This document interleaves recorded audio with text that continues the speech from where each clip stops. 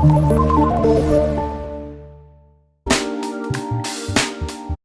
இன்னைக்கு நம்ம என்ன பார்க்க போறோம்னா, டெல்லி சுல்தானகம் பத்தி பார்க்க போறோம். ஸோ புக்ல குடுத்துருக்க எல்லாத்தையுமே நான் ஒரு ஷார்ட்கட்டா இங்க குடுத்துருக்கேன். ஃபுல் லெசன்ஸ்லயும் என்னென்ன குடுத்துருக்காங்களோ, அத பத்தின ஒரு பிரீஃபான இன்ஃபர்மேஷன். இது நானா கிரியேட் பண்ண ஒரு ஷார்ட்கட்டு. ஃபர்ஸ்ட்டு வாங்க பார்க்கலாம். ஸோ நம்ம பார்க்குறதுக்கு முன்னாடி சேனலை சப்ஸ்கிரைப் பண்ணிக்கோங்க. நீங்க சப்ஸ்கிரைப் பண்ணா தான் என் நோட்டிஃபிகேஷன்லாம் உங்களுக்கு காட்டும், நம்ம அடுத்தடுத்து போடுற வீடியோ. ஸோ வாங்க லெசனுக்குள்ள போலாம். ஃபர்ஸ்ட்டு வந்து டெல்லி சுல்தானகம். ஸோ டெல்லி சுல்தானகம் பொறுத்தவரைக்கும், அந்த வம்சம் அதாவது டெல்லி சுல்தானகம்ல மொத்தம் 5 வம்சம் வந்துச்சு.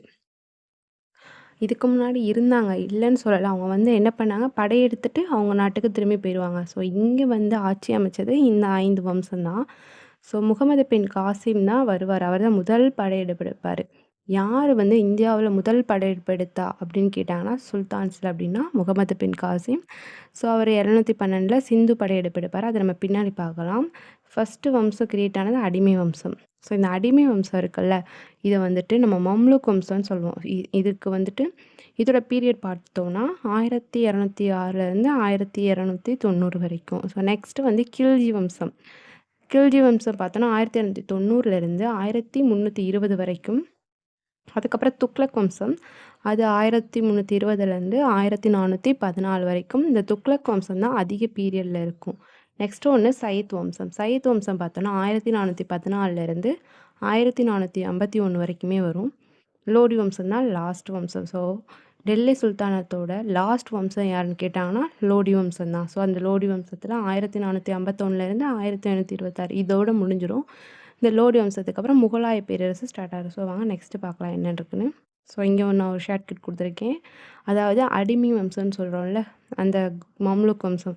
அந்த அடிமைங்கிற சொல் வந்துட்டு அரேபிய மொழியில் மம்லுக்னு மீனிங். ஸோ அந்த மம்லுக் மீனிங்கிறனால தான் அடிமை வம்சம்னு சொல்கிறாங்க.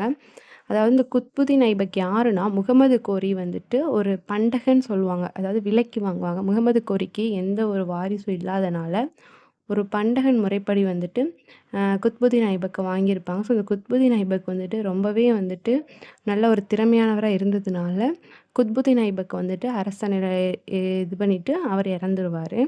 ஸோ அப்படி அவர் வந்த பீரியட் தான் 1206லேருந்து 1210. அது ஒரு 4 வருஷம் தான் இருந்தார். ஸோ அதுக்கப்புறம் என்ன ஆயிடுச்சுன்னா, அவர் இறந்துட்டார். அவர் வந்து போலோ விளையாடும்போது, அதாவது குதிரையில் போலோ விளையாடுவாங்கள்ல, ஸோ அந்த மாதிரி விளையாடும்போது அதுலேருந்து தவறி விழுந்து இறந்துருவார். இவருக்கு ஒரு பையன் இருந்தான், ஆரம் ஷா. அவரோட பீரியட் பார்த்தீங்கன்னா ஒரே ஒரு வருஷம் தான். ஏன் அப்படின்னு கேட்டால், ஆரம் ஷா வந்துட்டு ஸோ அந்த அளவுக்கு ஆட்சி அமைக்கிறதுல அவருக்கு ஆசை இல்லை, எந்த திறமையுமே இல்லாமல் இருந்தார். அதனால குத்புதீன் ஐபக் இருப்பார்ல, ஸோ அவரோட பையன், அவரோட மருமகனான இல்துமிஸ் வந்துட்டு, உனக்கு எந்த ஆட்சியுமே தெரியலை, நீ ஆட்சி விட்டு போயிரு, நான் இனிமேல் ஆட்சி பண்ணிக்கிறேன்னு இல்துமிஸ் வந்துடுவார். ஸோ அவர் எவ்வளோ நாள் இருந்தார் அப்படின்னா, கிபி 1211லேருந்து 1236 வரைக்குமே அவர் இருந்தார். ஸோ அவருக்கு அவரோட பீரியட் முடிஞ்சதுக்கப்புறம் யார் வந்து அப்படின்னா ருக்குதீன் பெரோஸ். ஸோ இவர் யார் அப்படின்னா, ருக்குதீன் பெரோஸ் அப்படிங்கிறவர் வந்துட்டு இவரோட பையன். ஸோ இல்துமிஸோட பையன் என்ன பண்ணிட்டான், இறந்துட்டான். அதாவது ஆட்சிக்கு வர்றதுக்கு முன்னாடியே என்ன ஆயிடுச்சு, அவர் இறந்துட்டார். தன்னோட அப்பா இறந்ததுக்கப்புறமும் அவரும் இறந்துட்டார். ஸோ அதனால ஆட்சி வந்து வேறு யார்ட்டையும் போயிடக்கூடாதுங்கிறதுக்காக இல்துமிஸோட பொண்ணு ரஷ்யா. ஸோ ரஷ்யா வந்து நான் வந்து ஆட்சி ஏற்றுக்கிறேன் அப்படின்னு சொல்லிட்டு அவங்க வருவாங்க. ரஷ்யா அல்தின் அப்படிங்கிறவங்க. ஸோ அவங்க ஒரு 4 இயர்ஸ் தான் இருப்பாங்க. இல்துமிஸ் வந்து ஒரு 11 குழுவை வந்து கிரியேட் பண்ணியிருப்பார், 40 குழு. அவங்க வந்துட்டு சதி பண்ணி என்ன பண்ணிடுவாங்க அப்படின்னா, ரஷ்யாவை கொன்றுவாங்க. பிகாஸ் ரஷ்யா வந்து என்ன பண்ணுவாங்கன்னா, இஸ்லாம் அதாவது துருக்கிய மன்னர்கள் அல்லாதவங்களுக்கு வந்து ஹெல்ப் பண்ணுவாங்க. ஸோ அவங்க உதவியாளர் பெரிய பெரிய போஸ்டர்லாம் கொடுத்துருந்தாங்க. அதனால அவங்களுக்கு பிடிக்காம சூழ்ச்சி பண்ணி அவங்க கொன்னுட்டாங்க. ஸோ இவங்களுக்கு அப்புறம் யார் வருவாங்கன்னா, இவங்களுக்கு அப்புறம் ஒரு 3 அரசர்கள் வருவாங்க. யார்? முயிஸ் உத்தீன் பக்ராம், அலாவுத்தீன் மசூத். ஸோ இவங்க 3 பேருமே சொல்லிக்கிற அளவுக்குலாம் இல்லை, சும்மா வந்தாங்க போனாங்க அந்த மாதிரி. ஸோ இவங்களுக்கு அப்புறம் யார் வந்தாங்கன்னா, கியாசுதீன் பால்பன். ஸோ கியாசுதீன் பால்பன் ரொம்ப இந்த அடிமை வம்சத்துலேயே 3 பேர் ரொம்ப பேரரசர்கள். ஸோ யார் சொல்லலாம், குத்புதீன் ஐபக் ஒன்று, இன்னொன்று இல்துமிஸ், இன்னொன்று கியாவுதீன் பால்பன். இவங்க வந்து இந்த அடிமை வம்சத்தில் 3 முக்கிய அரசர்கள்னு சொல்லலாம். அந்த அளவுக்கு நல்லதும் பண்ணியிருக்காங்க, நல்ல ஆட்சியுமே ஆண்டிருக்காங்க. ஸோ கியாசுதீன் பால்பனோட இன்னொரு பேர் என்ன சொல்லுவோன்னா, உலுக்கன் அப்படின்னு சொல்லுவாங்க. கியாசுதீன் பால்பனோட இன்னொரு பேர் என்னது? உலுக்கன் அப்படி சொல்லுவாங்க. ஸோ இவரோட பையனான கைகுபாத்து அடுத்து வருவாரு. அவர் வந்து ஒரு 1886லேருந்து 1890 வரைக்குமே இருப்பாரு. ஸோ கைகுபாத்துக்குமே திறமை இல்லாதவரா தான் இருப்பார். ஸோ அதனால அதாவது ஜலாவுதீன் கில்ஜின்னு ஒருத்தர் இருப்பாரு. அவர் யாரு? இவரோட படைத்தளபதி. அவர் வந்துட்டு இவரோட பேர்ல தான் ஆட்சி ஆள்வாரு கொஞ்ச நாள். ஸோ கியாசுத்தீன் பால்பன் இறந்ததுக்கப்புறம் என்ன பண்ணுவாரு? அதாவது ஜலாவுதீன் கில்ஜி இவர கொன்னுட்டு கில்ஜி வம்சத்த கிரியேட் பண்ணிருவாரு. ஸோ இப்படிதான் ஒரு பேரரசு உருவாகும். ஸோ நெக்ஸ்ட்டு பார்க்கலாம். அடுத்து என்ன வம்சம்னா, அடுத்து கில்ஜி வம்சம். ஸோ நான் சொன்ன மாதிரி கைகுபாத்த கொன்னுட்டு யார் வந்துருவா? ஜலாவுதீன் பிரோஸ் கில்ஜி வந்துருவாரு. ஸோ கில்ஜி வம்சம் ஸ்டார்ட் ஆயிரும். கில்ஜி வம்சம் 1890லேருந்து 1896 வரைக்கும் ஜலாவுதீன் கில்ஜி இருப்பாரு. அதுக்கப்புறம் யார் வருவான்னா, அலாவுதீன் கில்ஜி வந்துருவாரு. யாரு? அலாவுதீன் கில்ஜி. ஸோ அலாவுதீன் கில்ஜி யாருன்னா, இந்த ஜலாவுதீன் கில்ஜி இருக்கார்ல, ஸோ இவரோட அண்ணன் மகன் தான் அலாவுதீன் கில்ஜி. இவர் என்ன பண்ணிருவாரு? இவர போட்டு தள்ளிட்டு இவர் வந்துருவாரு. ஸோ இவர் எவ்வளோ நாள் இருப்பாருன்னா, 1296லேருந்து 1316 வரைக்குமே இவர் இருப்பாரு. அப்புறம் அலாவுதீன் கில்ஜிக்கு அப்புறமும் ஒரு 2 அரசர்கள் வருவாங்க. குத்புதீன் முபாரக் ஷா அப்படிங்கிறவரும், அடுத்து நசீருத்தீன் குஸ்ரவ் ஷா. அதாவது அலாவுதீன் கில்ஜியோட பையன் தான் குஸ்ரவ் ஷா. ஸோ இவர் என்ன பண்ணுவாங்கன்னா, ஸோ இவங்களுமே நல்ல ஆட்சியை வந்துட்டு கைப்பற்றிக்கிற அளவுக்கு திறமை இல்லாத இருந்ததுனால துக்ளக் வம்சம் நெக்ஸ்ட்டு ஸ்டார்ட் ஆயிரும். ஸோ துக்ளக் வம்சத்தில் வந்து இந்த கியாவுதீன் துக்ளக் அப்படிங்கிறவர் வந்துட்டு அவருமே இந்த மாதிரி தான். ஸோ அங்கே அந்த அவையில் வந்து ஒரு படைத்தளபதியாக இருந்து அவங்கள போட்டு தள்ளிட்டு இவர் துக்ளக் வம்சத்தை கிரியேட் பண்ணிடுவார். இந்த கியாவுதீன் துக்ளக்கோட இன்னொரு பேர் காசி மாலிக். ஸோ இவரோட உண்மையான பேரே காசி மாலிக் தான். ஸோ ஆட்சி ஆண்ட பேர் என்னென்னா கியாசுதீன் துக்ளக். ஸோ இவருக்கு அப்புறம் யார் வந்ததுன்னா முகமது பின் துக்ளக். இவரோட உண்மையான பேர் ஜூனாகான். இவர் என்ன பண்ணுவார்னா, தன்னோட அப்பாட்ட போய் இந்த மாதிரி நான் வந்துட்டு ஆட்சி ஆளணும், எனக்கு ஆசை இருக்குன்னு சொல்லுவார். ஸோ அதுக்கு வந்துட்டு கியாசுதீன் துக்ளக் நான் உயிரோட இருக்க வரைக்கும் அது நடக்காதுன்னு சொன்னோன்னே இவர் என்ன பண்ணிடுவார்? அவரோட அப்பாவே கொன்னுட்டு இவர் ஆட்சிக்கு வந்துருவார். ஸோ அவரோட பேர் என்னன்னு மாற்றிக்குவார்? முகமது பின் துக்ளக்குன்னு மாற்றிக்குவார். இவரை மாற்றினதுக்கப்புறம் வருவார்.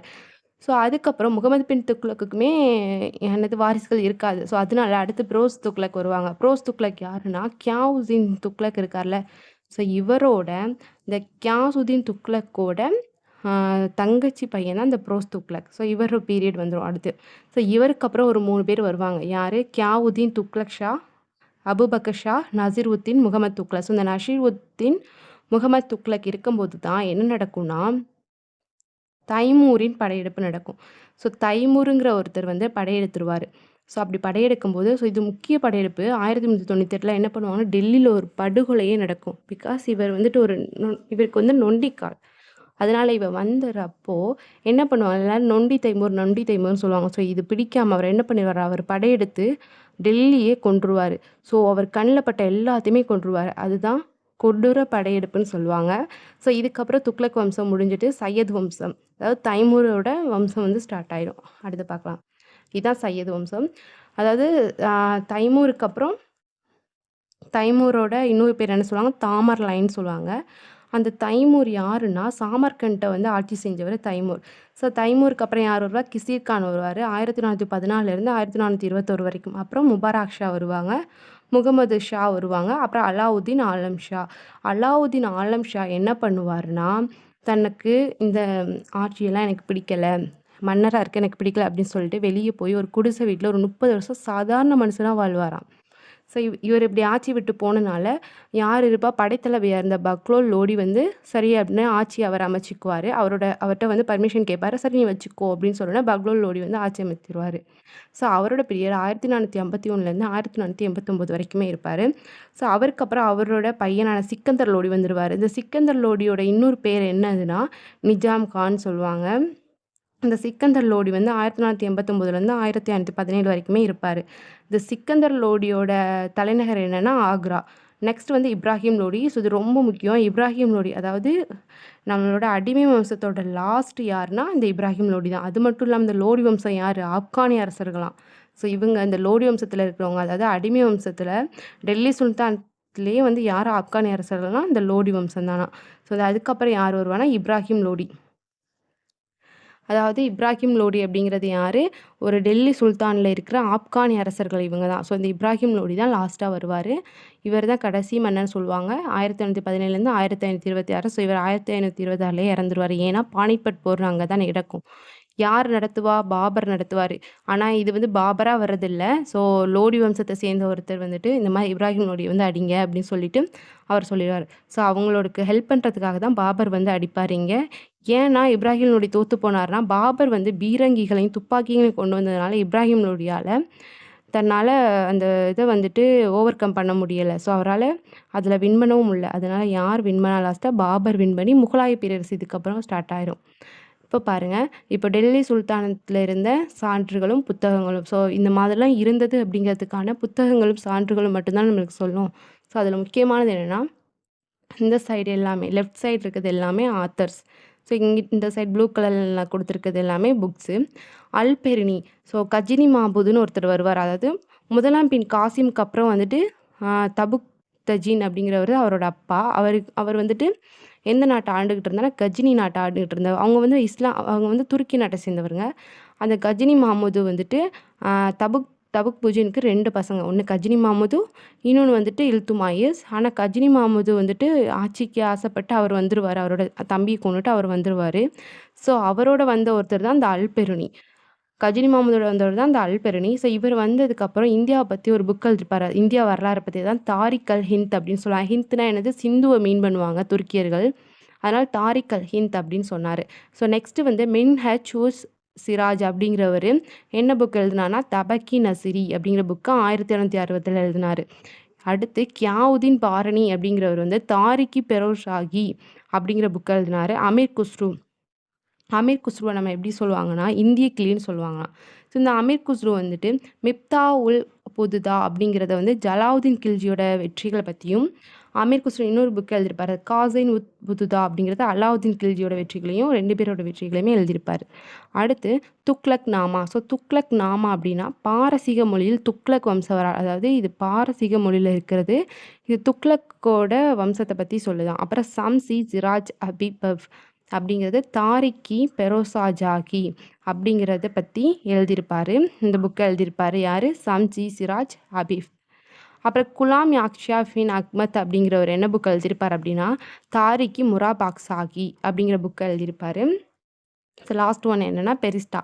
ஸோ பெரிஸ்டா அப்படிங்கிறது வந்து இஸ்லாமிய ஆட்சியின் வரலாறை பத்தி எழுதுறது. ஸோ எல்லாமே பாரசீக மொழி தான். அதாவது இந்தியாவுக்குள்ள வந்த அந்த இஸ்லாமியர்கள் இருப்பாங்கல்ல, ஸோ அவங்களோட ஆட்சி பத்தி சொல்றது தான் இந்த பெரிஸ்டா. ஸோ ரொம்ப முக்கியம். பாரசீக மொழியில எழுதப்பட்டது. அதே மாதிரி துக்ளக் நாமாங்கிறதும் பாரசீக மொழியில எழுதப்பட்டது. யார பத்தி? துக்ளக் வம்ச வரலாறு பத்தி எழுதப்பட்டது.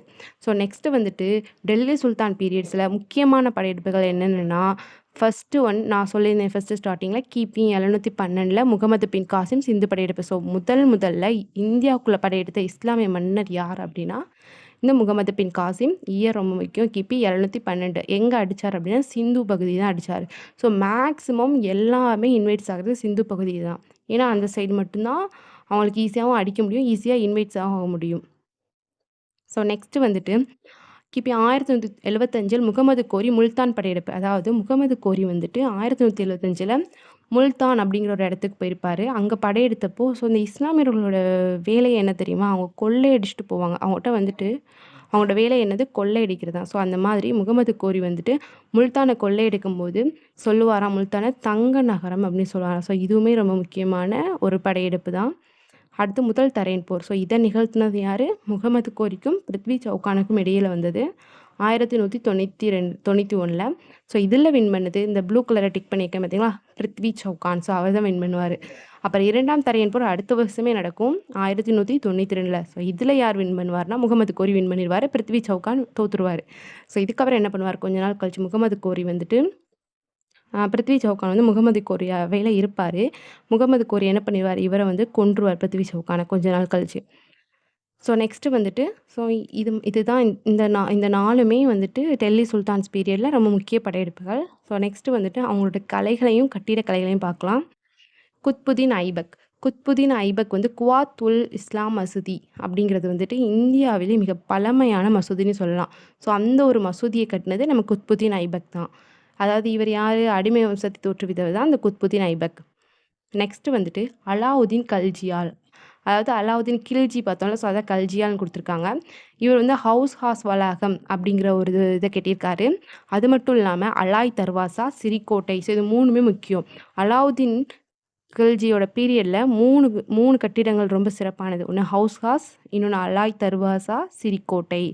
நெக்ஸ்ட் வந்து குத்புதீன் ஐபக், குதுப் மினார். ஸோ குத்புதீன் ஐபக்க கட்டணும்னு ஐடியா குடுத்ததே அதாவது குதுப் மினார கட்டணும்னு ஐடியா குடுத்ததே குத்புதீன் ஐபக் தான். ஆனா இவர் என்ன ஆயிடுச்சு, இவர் தான் இறந்துட்டாரு. 4 வருஷத்துல என்ன ஆயிட்டு, போலோ விளையாடும்போது அதுலேருந்து தவறி விழுந்து இறந்துட்டாரு.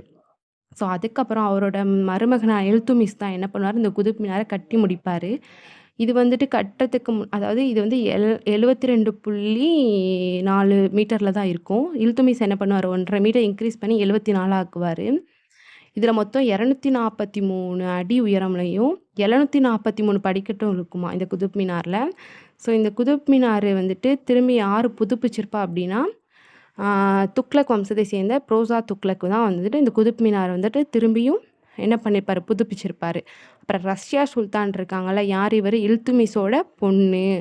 அவரோட பையனான ருக்குதீன் ப்ரோஸ் வந்து இறந்துருவாரு. ஸோ ரஷ்யா வந்துட்டு பொறுப்பேற்பாங்க. ஸோ அந்த ரஷ்யா சுல்தான் வந்து இல்துமிஷ்க்கு வந்து ஒரு கல்லறை கட்டுவாங்க. யாருக்கு, அவங்க அப்பாவுக்கு வந்து ஒரு கல்லறை கட்டுவாங்க. ஸோ இந்த கட்டிடக்கலைகள்லாம் ரொம்ப முக்கியமானது. அடுத்து ஒரு படையெடுப்புகள் இருக்கு. 3 படையெடுப்புகள். என்னென்ன படையெடுப்பு, 1303ல சித்தூர் படையெடுப்பு ரொம்ப முக்கியம். இது வந்து அலாவுதீன் கில்ஜி இருந்த பீரியட்ல நடந்தது. சித்தூர் படையெடுப்பு எங்க நடந்துச்சுன்னா, சித்தூர்ல நடந்துச்சு. அங்க வந்துட்டு இந்த மாதிரி அந்த ராஜபுத்திர படைகள் இருப்பாங்க அங்க.